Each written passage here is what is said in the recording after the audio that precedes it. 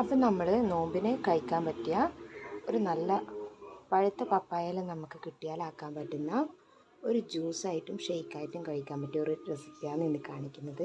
അതിനായിട്ട് വേണ്ടത് കുറച്ച് പഴുത്ത പപ്പായ വേണം, പിന്നെ നല്ലപോലെ തണുത്ത പാലിൻ്റെ കട്ട വേണം, പിന്നെ കുറച്ച് മിൽക്ക് മെയ്ഡ് വേണം, കുറച്ച് പാൽപ്പൊടി വേണം, ഒരു 3 സ്പൂൺ പഞ്ചസാര വേണം. ഇനി ഇതെല്ലാം മിക്സിയിലിട്ട് നമുക്കൊന്ന് നന്നായി അടിച്ചെടുക്കാം. ആദ്യം നമുക്ക് പപ്പായ ഇട്ട് കൊടുക്കാം.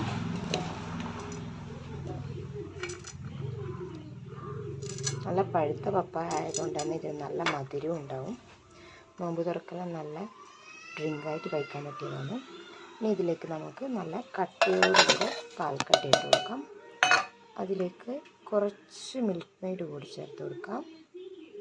പാൽപ്പൊടിയും പഞ്ചസാര ഇടുന്നത് കൊണ്ട് തന്നെ മിൽക്ക് മെയ്ഡ് ആവശ്യത്തിന് മാത്രം ഇട്ടാൽ മതി. ഇനി ഇതിലേക്ക് പാൽപ്പൊടി ചേർത്ത് കൊടുക്കാം. അത് കഴിഞ്ഞ് ഒരു 3 സ്പൂൺ പഞ്ചസാര കൂടി ചേർത്ത് ഫസ്റ്റ് വെള്ളം ചേർക്കാണ്ട് ഒന്ന് അടിച്ചെടുക്കാം.